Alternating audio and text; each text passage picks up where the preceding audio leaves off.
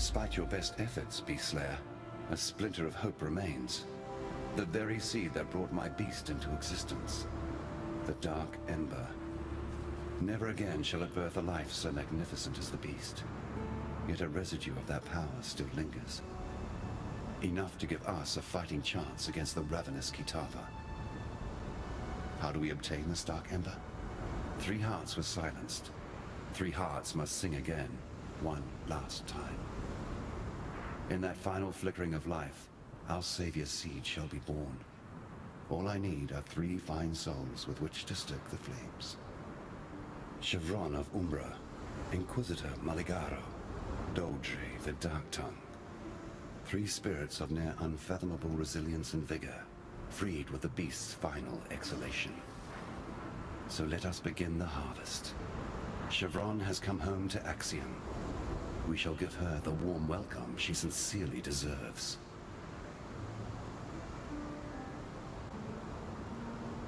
If she is to be of any use to us, the Umbra's spirit must be wrenched from her mortal manifestation and lashed to our greater cause. That is your task. For my part, I shall negotiate the terms of her cooperation. With a tragic kiss and lasting embrace, her essence shall pass into me as if she were a sweet breath from the mouth of my lover. It is a sacrosanct sacrifice for all involved. Thankfully for you, all I ask is that you do what you clearly do best. Kill. Ambition is the bane of mortality. It was through ambition that we gods transcended the thick mud and thin blood of our mundane birthrights. Ambition that drove us to sustain our divine selves through the subjugation of others. Chevron's soul is made up of 1 part ambition and 2 parts raw, unbounded passion. Such a volatile spark shall burn briefly and brightly, and even the most deadened of hearts. I shall put this simply, for in truth, everything comes down to the simple act of planting a seed in the ground. The gods are rising because you slew the one creature that prevented them from doing so. Your name for it is the Beast. It was I who planted the seed in the rich soil beneath Highgate, who nurtured it, who watched it bloom into maturity, even as I succumbed to its mollifying powers. We gods, we were driven into slumbering darkness, to dream away eternity whilst the gentle beast watched over us. I would desire that we return to that blissful state, but my brothers and sisters of deism shall never submit to banishment. They have tasted freedom once more, and they shall not let go of this world until it is pried from their cold, dead hands. The beast was never a cruel master. It didn't want to destroy, to corrupt, to terrorize. It simply existed to exist. I made it that way. Unfortunately, in neglecting to provide it with ambition, I made it vulnerable to the ambitions of others. Queen Atziri and Doriani, Emperor Chittus and Malachi. Others even before them. I created a beast that would free humanity from the tyranny of the gods. Yet all I really did was provide the perfect tool with which humanity could tyrannize itself. Despite your best efforts, Beast Slayer, a splinter of hope remains. The very seed that brought my beast into existence. The dark ember. Never again shall it birth a life so magnificent as the beast. Yet a residue of that power still lingers. Enough to give us a fighting chance against the ravenous Kitava. How do we obtain this dark ember? 3 hearts were silenced. 3 hearts must sing again, one last time.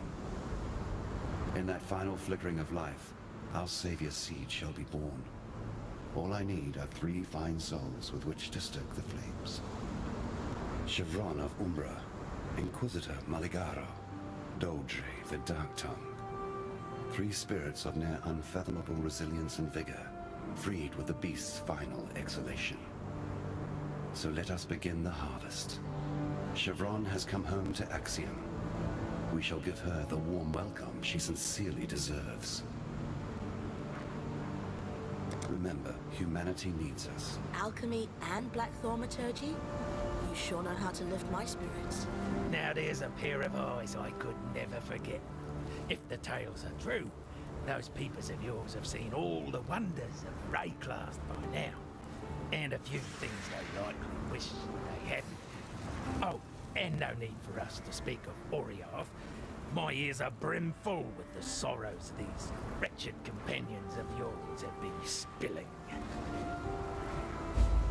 Now, I'm sure you've noticed that Lion Ice Watch has seen better days.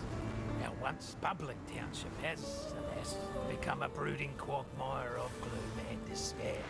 I blame the unrelenting weather. As you know, I am both a humanitarian and a strong believer in the soul-sustaining power of story. Back when I was still captain of the Merry Gull, many days at sea afforded me time to work on my thespian aspirations. I wrote a theatrical epic, a one-man show entitled Cedric and the Buxom Stranger. I sealed the manuscript inside a roll of oiled leather and stashed it in the hold for safekeeping. Perhaps you could salvage it for me from that tidal island upon which my poor ship came to rest. Who knows? Maybe we can bring some joy back to Lion Ice Watch with a bit of live entertainment.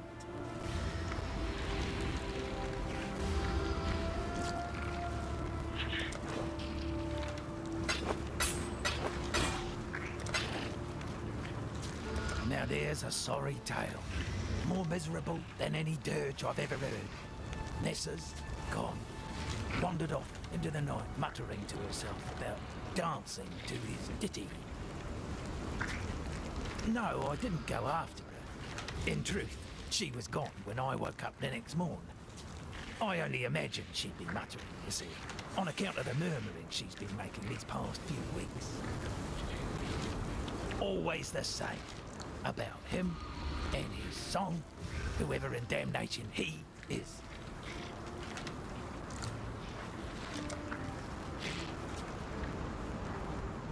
First we hear that Orioth has lost its bloody mind, and then you turn up. Doesn't take a scholar to work out how these two events might be connected. I don't know what's going on out there, and I probably wouldn't understand it if I saw it with my own two eyes. What I do know is this. The world we knew, it's gone. Now we have to do our damnedest to make sure we don't go with it. Nessa. I saw her one night, running out across the coast, headed in the direction of the mudflats. Called out to her, but she didn't even turn her head. Maybe she couldn't hear me. Maybe she didn't want to. I don't bloody know.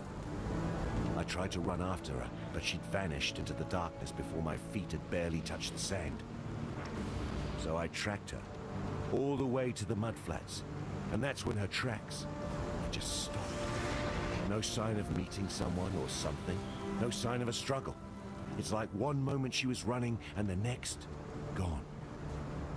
Look, I've heard some things about what you've done. Things that beggar belief. Now you can do this. Please. Find Nessa. Bring her back to us.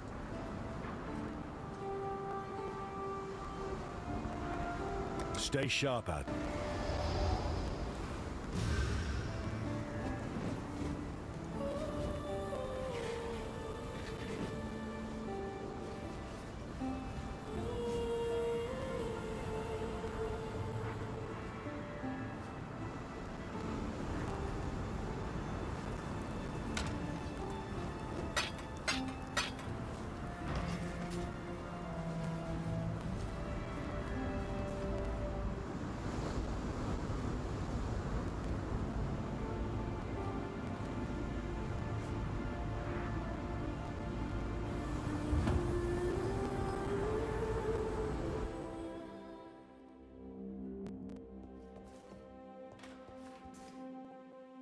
Hello.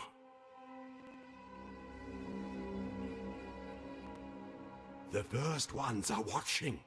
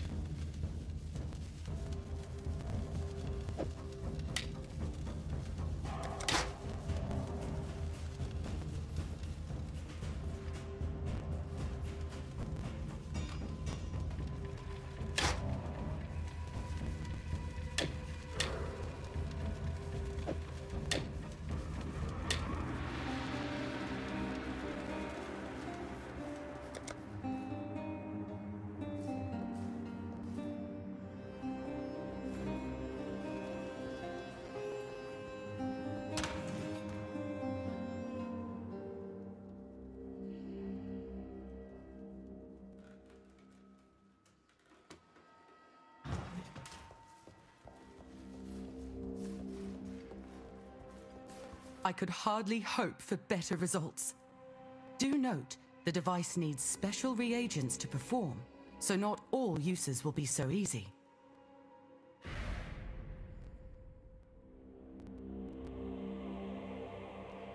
Farewell.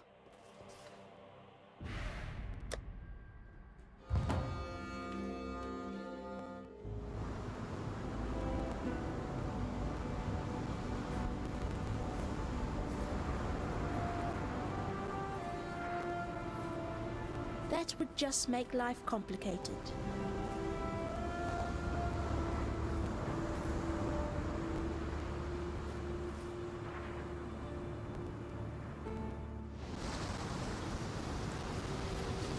I was so arrogant when I first awoke here. I had so much to learn.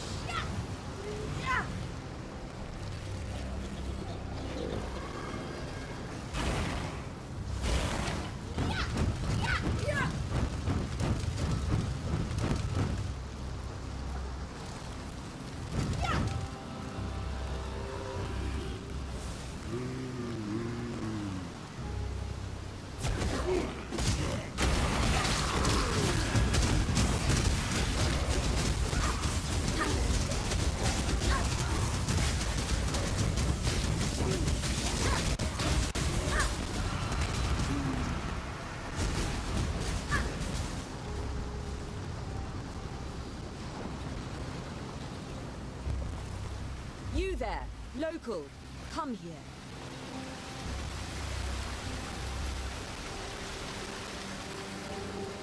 I bet a yokel like yourself would be eager to see some explosions. Never mind why we're blowing things up just yet. We'll get to that. I've gone ahead and marked the locations of likely treasures and dangers. Consider me magnanimous. I make my own mark. Thank you. Life is short. Deal with it. When I'm ready, and not before.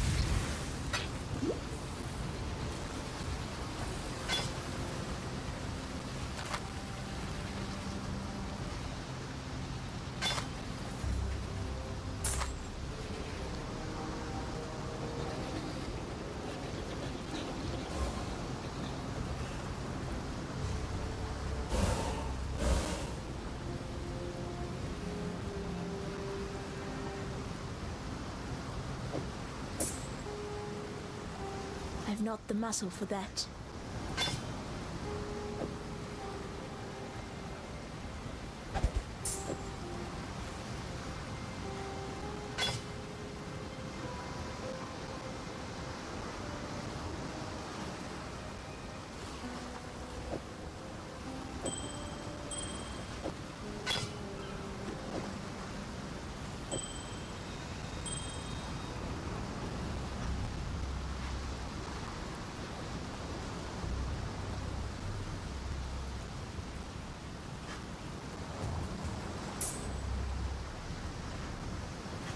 Yes?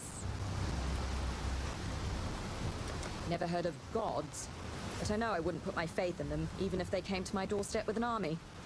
I've already solidified my beliefs where they belong. During the failed rebellion, I once called out with all my heart. An arrow was arcing through the air.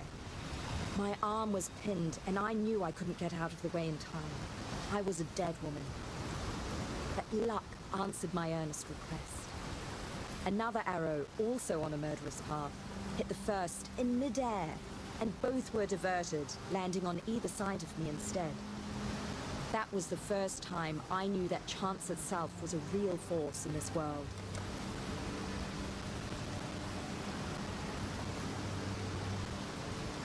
I bet a yokel like yourself would be eager to see some explosions. Never mind why we're blowing things up just yet. We'll get to that. I've gone ahead and marked the locations of likely treasures and dangers. Consider me magnanimous.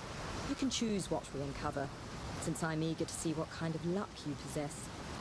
I'll wait back here, as far back as possible. Lay out a chain of devices. We'll make a mighty fine display.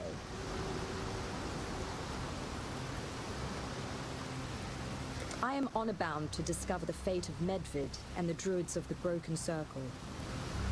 They believed they could see into the future by peering into the past. Hypothetically, that's a power I'd very much like to have for reasons of chance and profit. But I'm not sure I want it to be true.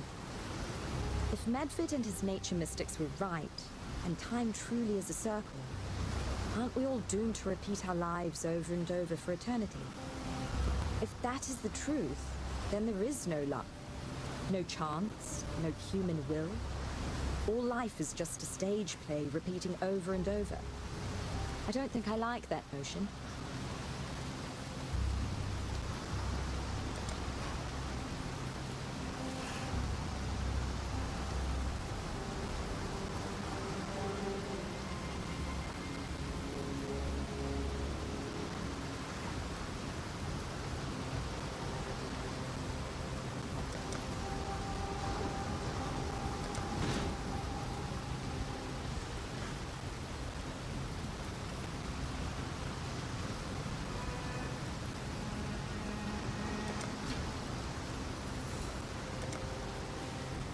Try to go as far as you can with the detonation cord.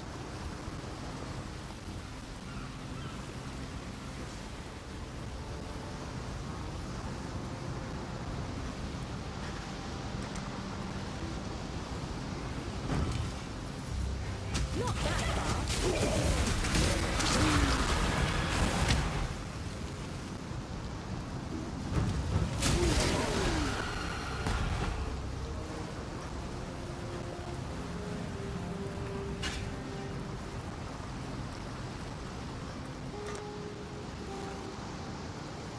Further! Keep going! Away from me.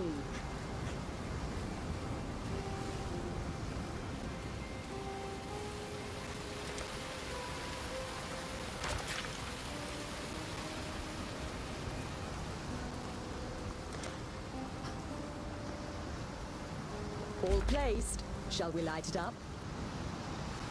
I should also mention... This might hurt monsters.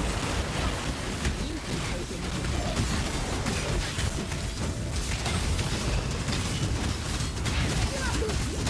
When I'm ready, get 'em, and not local. before.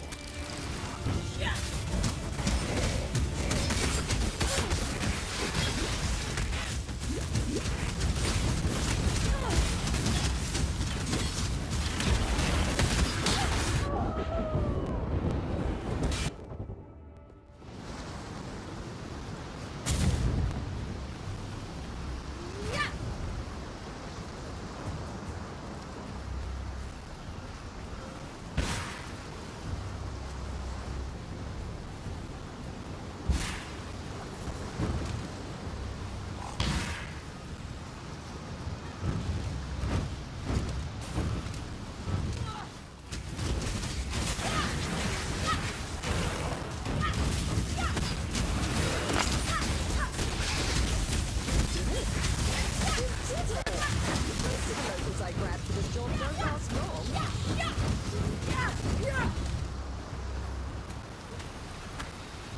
Ha, yes. I could have been more upfront about the danger. But you see, people don't take the job when I mention that the upturned ground is full of deadly creatures. It's a mighty awful land you've got here, local. I wonder anyone survives at all. Though that does speak to why I'm here in the first place. But you'll have to ask Danig about that, if you find him. By the way, if you enjoy a bit of risk, I've got a few things I've unearthed that might be of interest to you.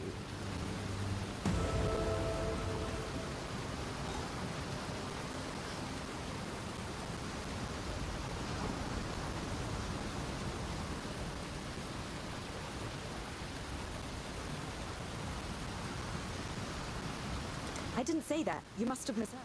I'll finish up here. See you again soon.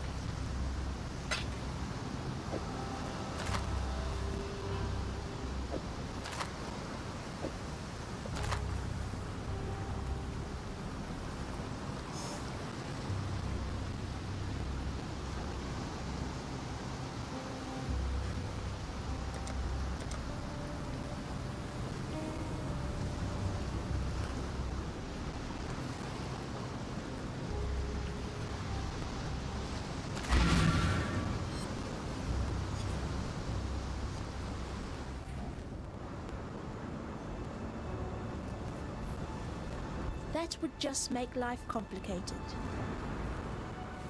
Now that we've a chance to talk without explosives and monsters around us, I'm Gwennon. Luck is my game, but it's no game. It's deadly serious. You have to believe you're going to win, or you won't. That's the nature of this life, understand? It is what you make of it. So when you gamble with me, know that it's your fault if you lose. You just didn't believe hard enough.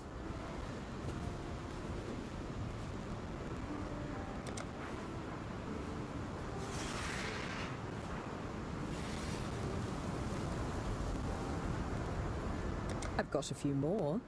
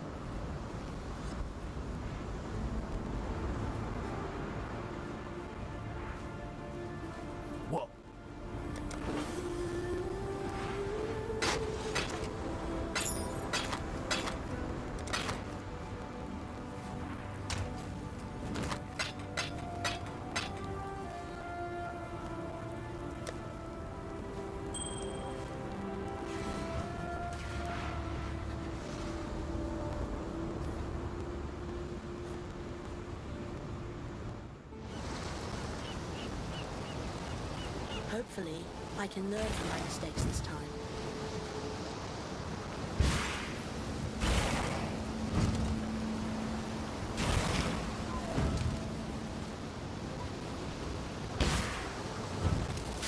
When I'm ready, and not before.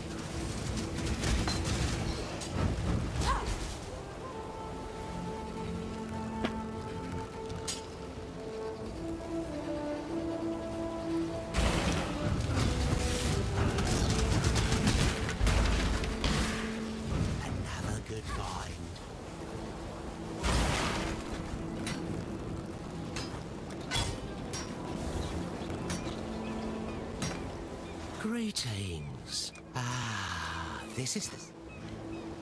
Stay in the light, Exile.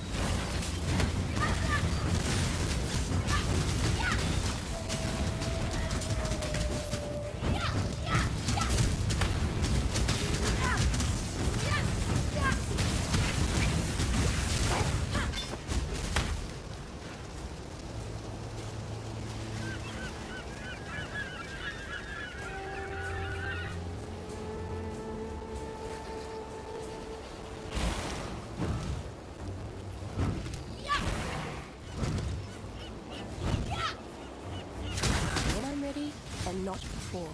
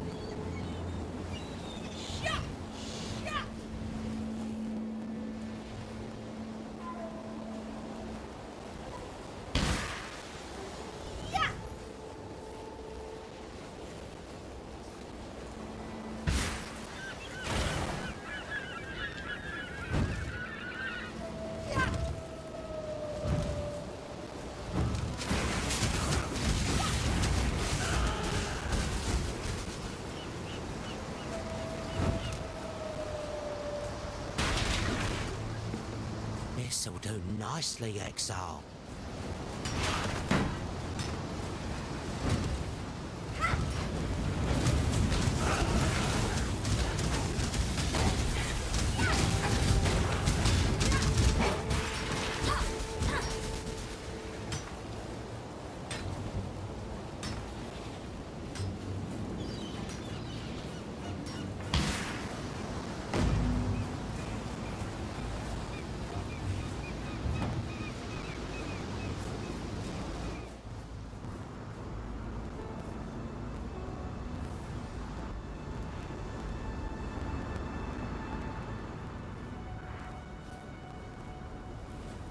Not right now.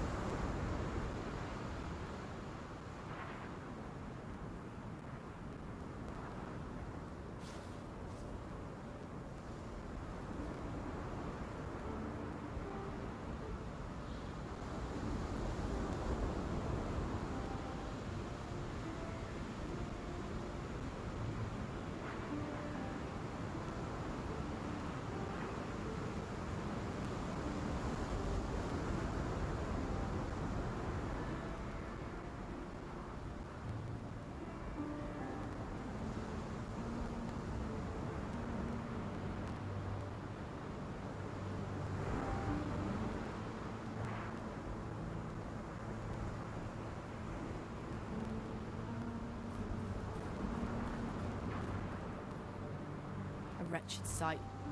So many drowned Oriathans cast into undeath. You freed them from their torment, and I'm sure they'd be grateful. Here, that little something extra I were talking about. Though the sea takes away, it gives back in greater measure. While you be skulking about, I've managed to do a bit of hunting on my own. Got a hole full of baubles and trinkets here, which I managed to, procure. Take a look. You might find something particularly naughty to help you on your life's voyage. You have the look of a wayfarer about you. I've a few bits and bobs in the hold that I managed to salvage from Oriath. Might be you're in the market for a little insurance for the road. The sort of nautical charm or a quaff of tonic be providing. Go on, have a look-see. And if you're thinking to trade, I reckon we can come to a fair arrangement.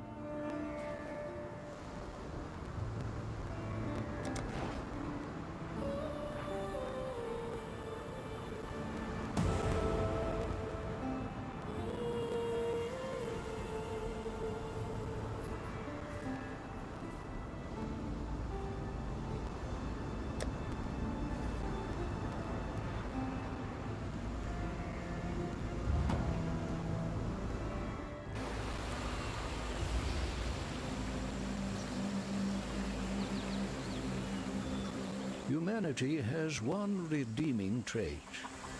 We learn from our mistakes. You certainly gave us a scare for a bit there, but the damage doesn't seem to have been lasting. Thank you for doing the right thing. Keep your wits about you.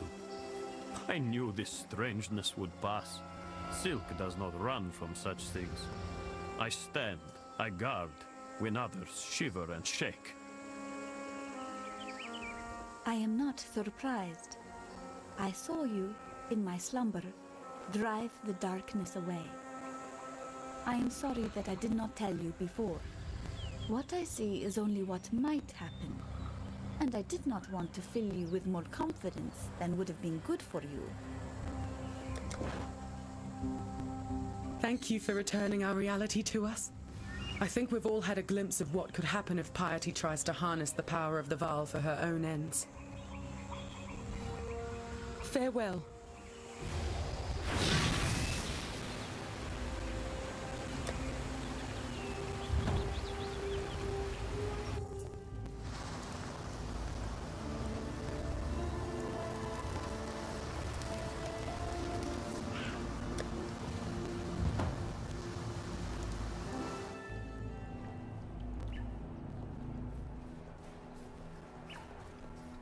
To kill a man like Dominus.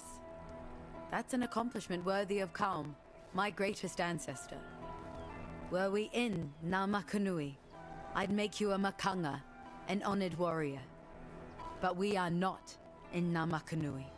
We dwell in a city of death, and my respect is all the honor I can bestow on you.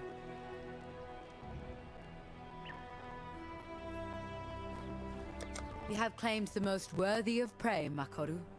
Piety and Dominus, the harbingers of nightmare. I'm not saying the war is over, but you've given Rayclast a much-needed respite. Because of you, this land lives to see another dawn. Goodbye.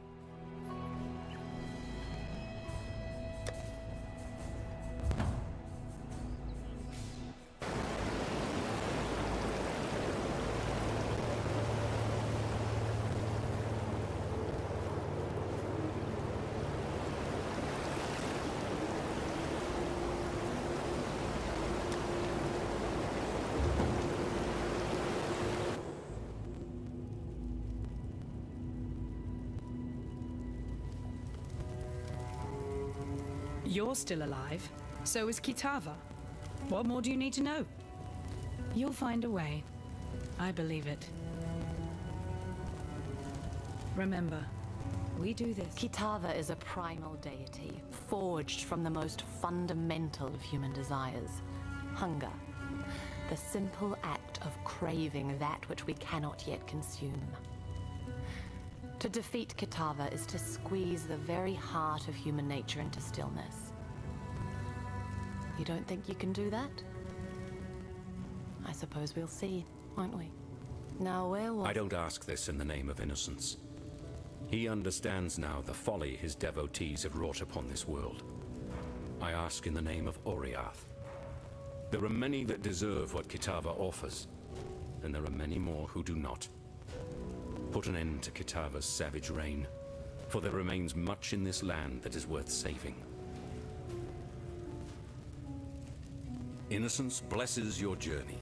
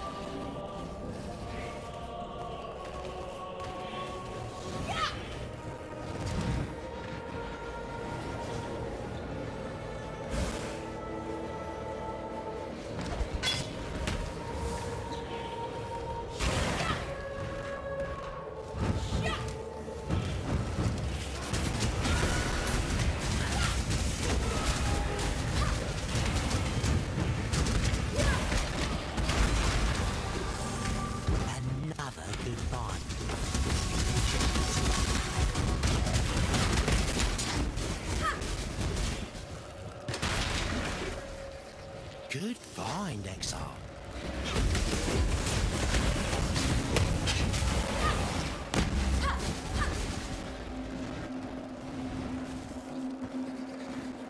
Greetings.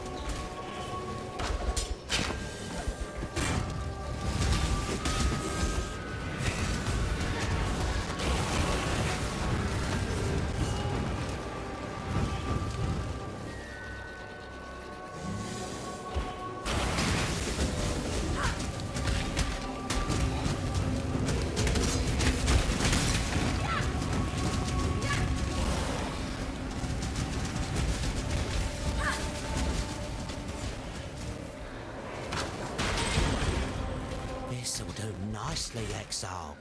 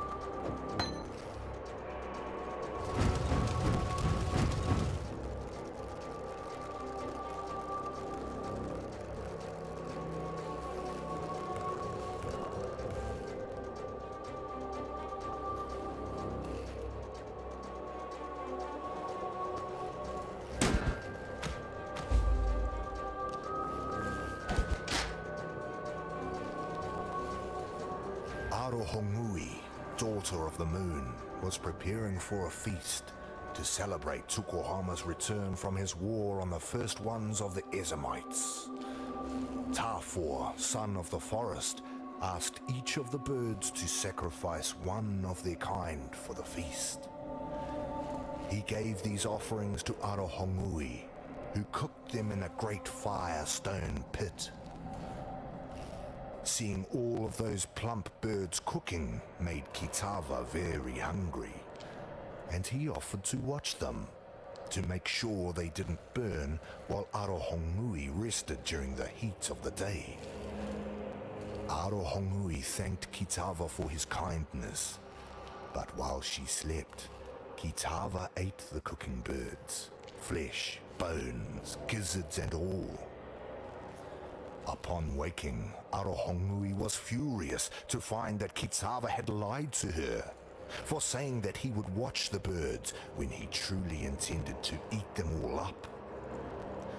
When Tukohama arrived home in his mighty canoe, Arohongui asked him to punish Kitava for his selfish gluttony. Tukohama, our father of war, agreed and pulled the sharpest tooth from his own mouth. He then asked Arohongui and Tafor to hold Kitava fast while he cut Kitava's face with the tooth. 2 slashes that blinded Kitava and formed a bleeding cross upon his face. From that day forth, Kitava would never be able...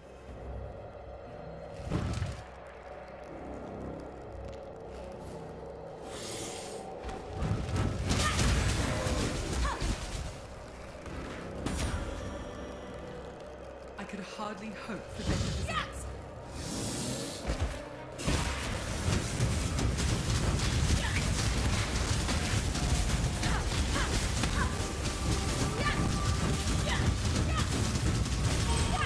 Life is short. Deal with it.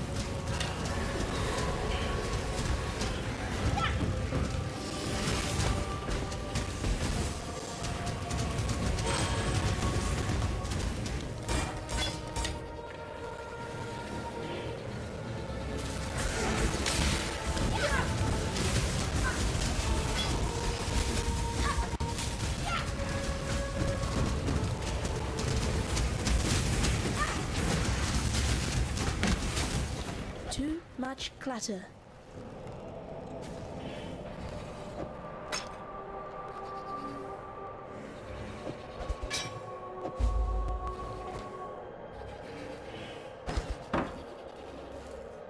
Tukohama, our father of war, and Valakor, father of storm, took Kitava to Hinekora, mother of death. They asked her to kill the greedy Kitava, for surely their tribe would starve if Kitava continued to live among them. But Hinekora refused, for death would not teach Kitava the lesson he needed to learn. Instead, Hinekora beat Kitava with a whip woven of her own hair. To Kitava, each strand was a searing lash, and so he wore thousands and thousands of blistering lashes across his back, as Hinekora drove him relentlessly into the darkest corner of the underworld. There she left him to suffer, without water or food, for the rest of eternity. And there Kitava remained, in the darkness of Hinekora's night-clad island, for time beyond measure. There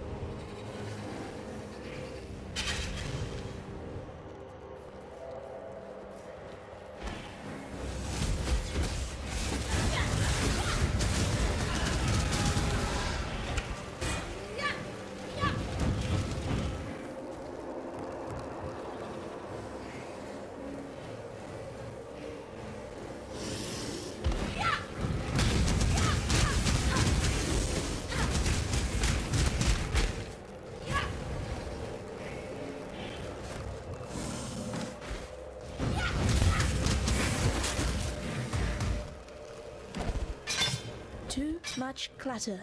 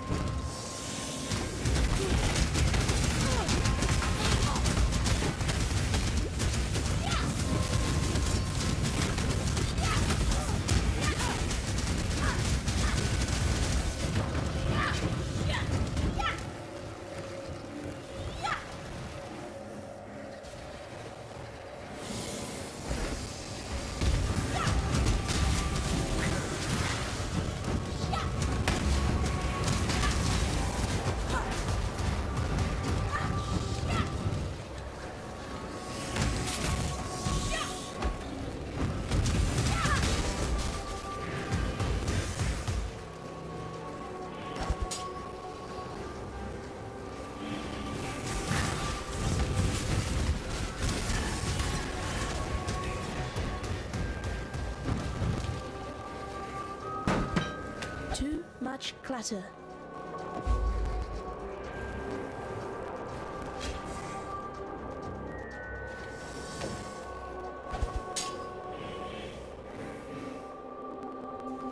To replace the feast of birds that Kitava had greedily consumed, Tukohama, our father of war, and Valakor, father of storm, went fishing. Although Kitava was blind, he could still cast his line and feel when a fish took his bait. So, Tukohama and Valakor took him with them on Tukohama's mighty canoe.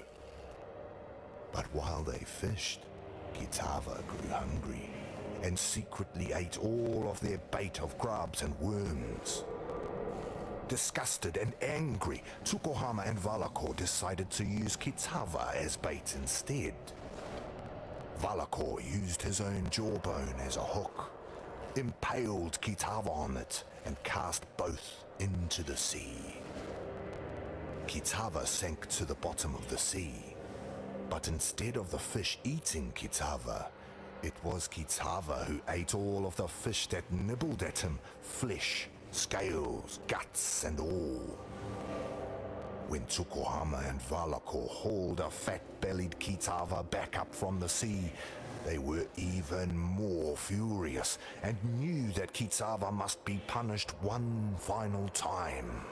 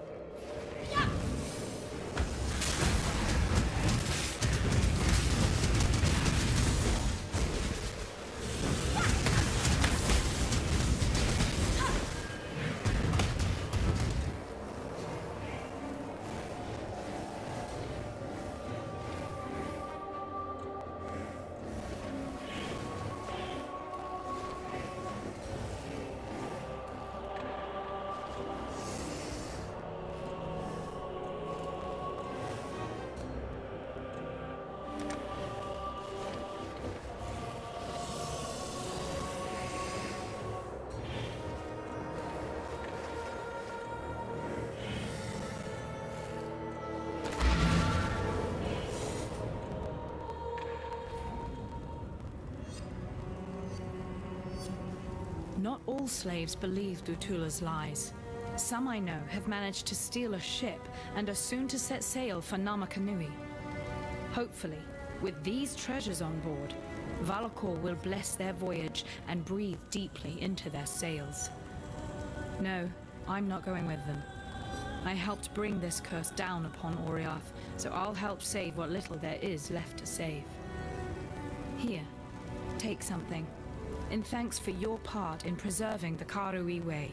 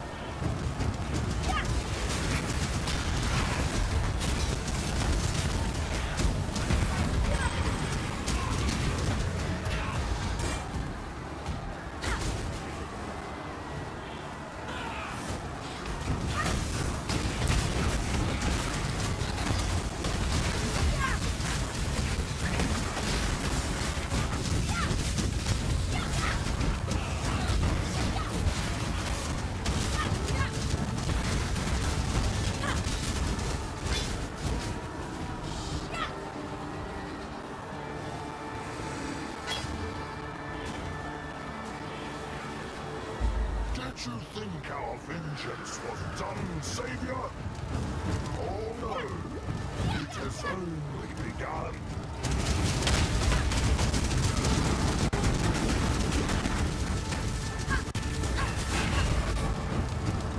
Aureus was mine to burn. You took that from me. Now you will join the pyre.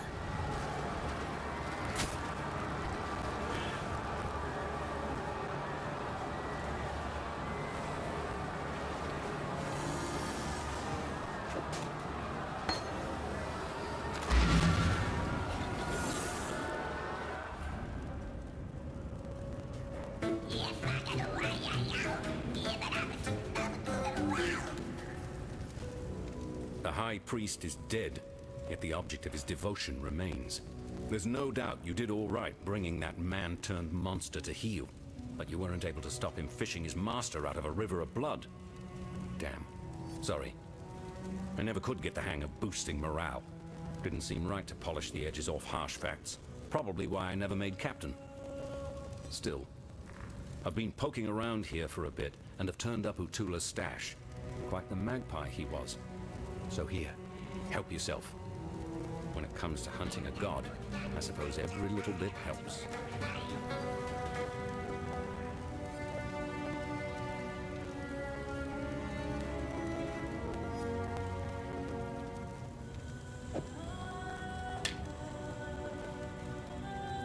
I'm having a little trouble explaining it myself.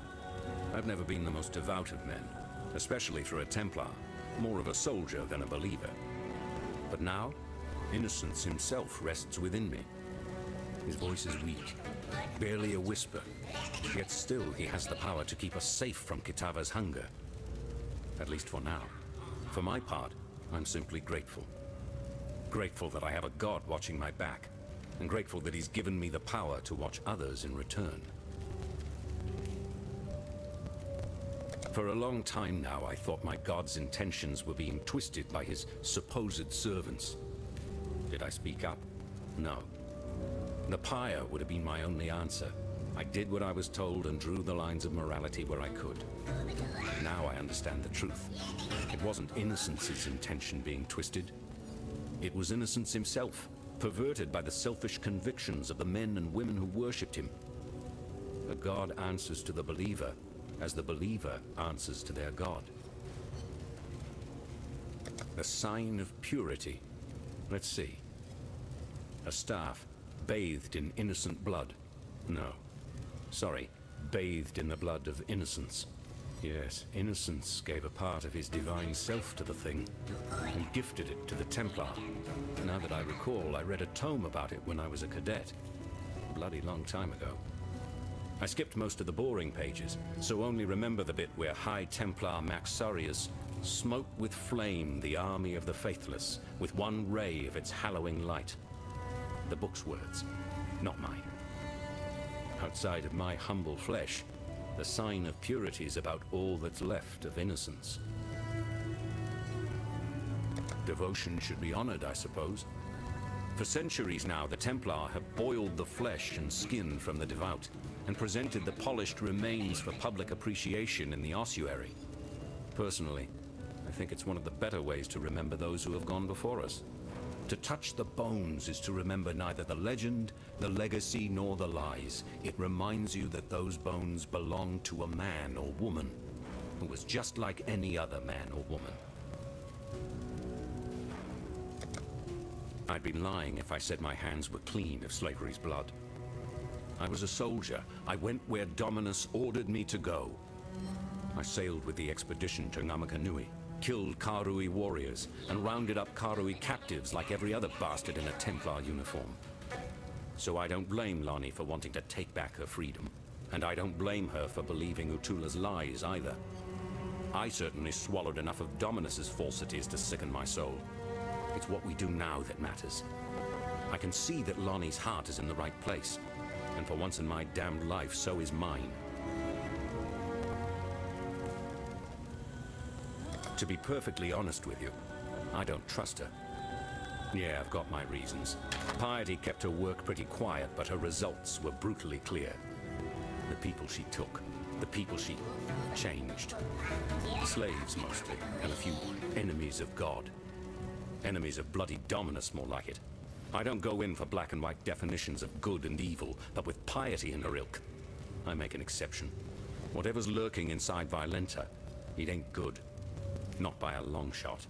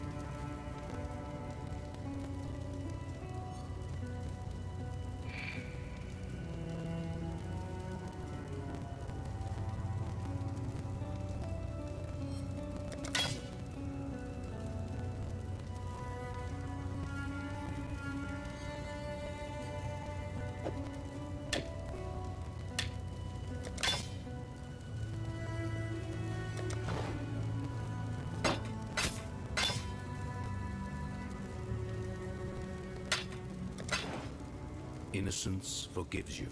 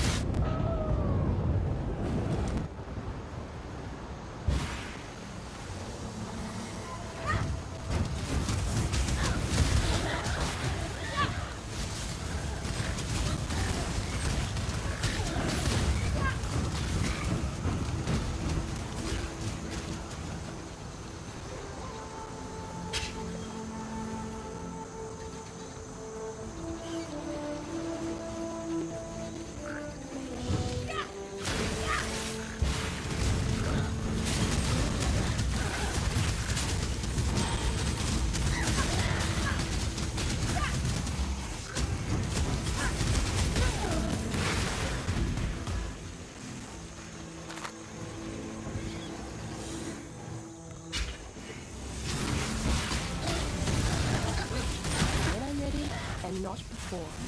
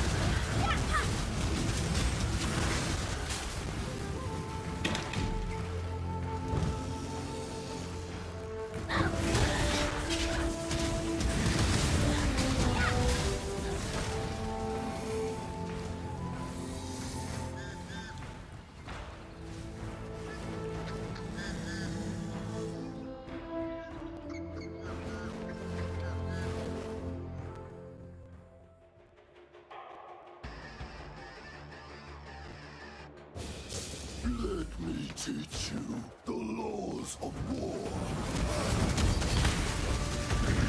When I'm ready, and not before.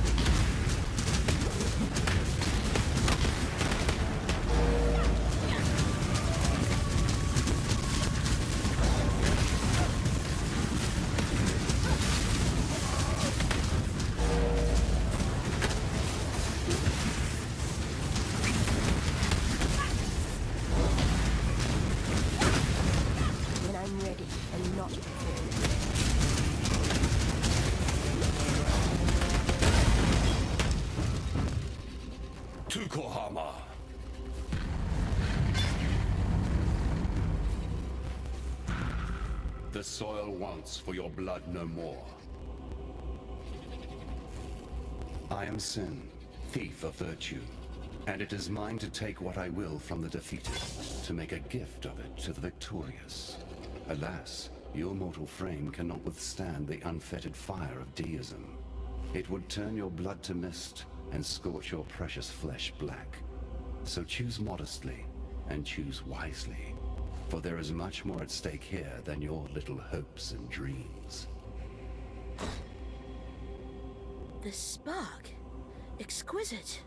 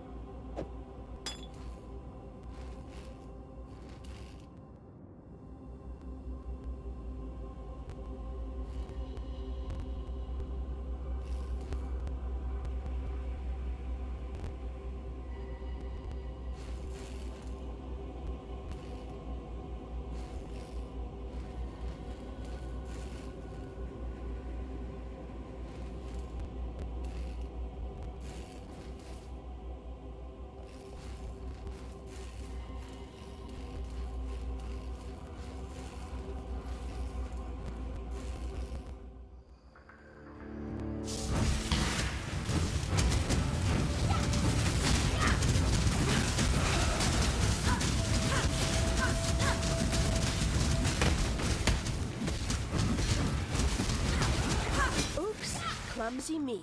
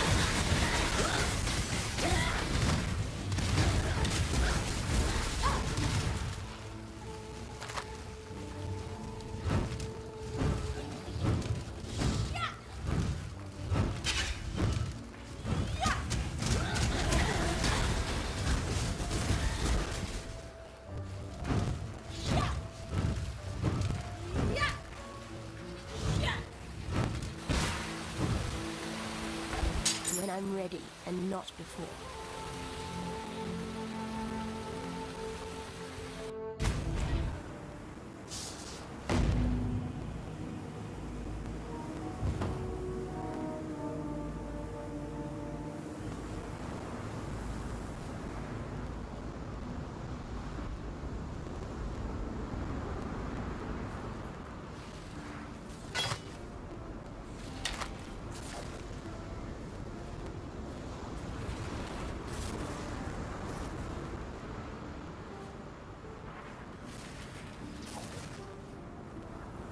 Good tidings to you.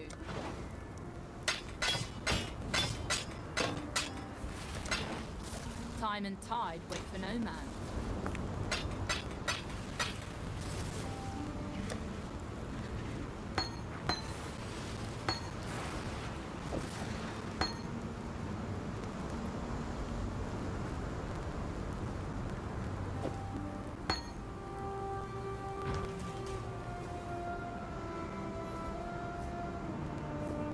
You've killed the Karui war god.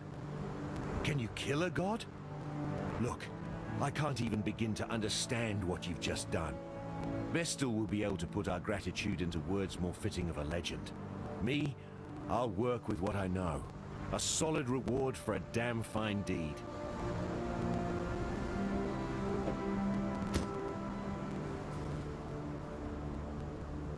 I wonder how much Lily squeezed out of those refugees from Oriath.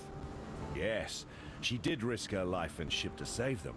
But I knew the Lily of old, a damn fine smuggler. And that Lily never did a good deed that didn't also turn a profit. I had a life before Lion Eye's watch. Not much of one by some people's standards, but it was good enough for me. Lily and I, we'd smuggle a bit of booze to keep our purses full. We were good at it, too. Made us a fine partnership, her quick mind and my steady nerves, right up until the day she left me drunk and trussed on Penance Key. By the time the blackguards unwrapped their present, she was halfway to Trathus. That's how I ended up here. Yes, it smarts a bit to look at her. But what right have I to say where the flotsam finally washes up? Axiom Prison has been fairly quiet since he saw fit to retire its warden. Afraid that's no longer the case. The Chevron of Umbra, the very witch that made Brutus the man he was. I don't know if she's a ghost, a ghoul, or some other death-scorning creature I've never heard of, but she's up there, tinkering away with her black arts and twisting nature around her bony old fingers. Honestly, I don't care why she's come back, or what cruelty she's brewing up there. She's a boil that needs lancing before the infection spreads. Never took much stock in the stories Lily told. Didn't sit right. Those full moon sacrifices her and her ilk would do out on the open water. But now, in light of everything, I'm obliged to reconsider. If it meant Nessa might be spared the attentions of that wretched Brine King, I'd even be inclined to slit a mutineering throat or two myself. Nessa. I saw her one night, running out across the coast, headed in the direction of the mudflats. Called out to her, but she didn't even turn her head. Maybe she couldn't hear me. Maybe she didn't want to. I don't bloody know. I tried to run after her, but she'd vanished into the darkness before my feet had barely touched the sand. So I tracked her, all the way to the mudflats, and that's when her tracks, they just stopped. No sign of meeting someone or something. No sign of a struggle. It's like one moment she was running and the next, gone. Look, I've heard some things about what you've done. Things that beg a belief. Now you can do this. Please. Find Nessa. Bring her back to us. You've killed the Karui war god. Can you kill a god? Look, I can't even begin to understand what you've just done. Vestal will be able to put our gratitude into words more fitting of a legend. Me, I'll work with what I know. A solid reward for a damn fine deed.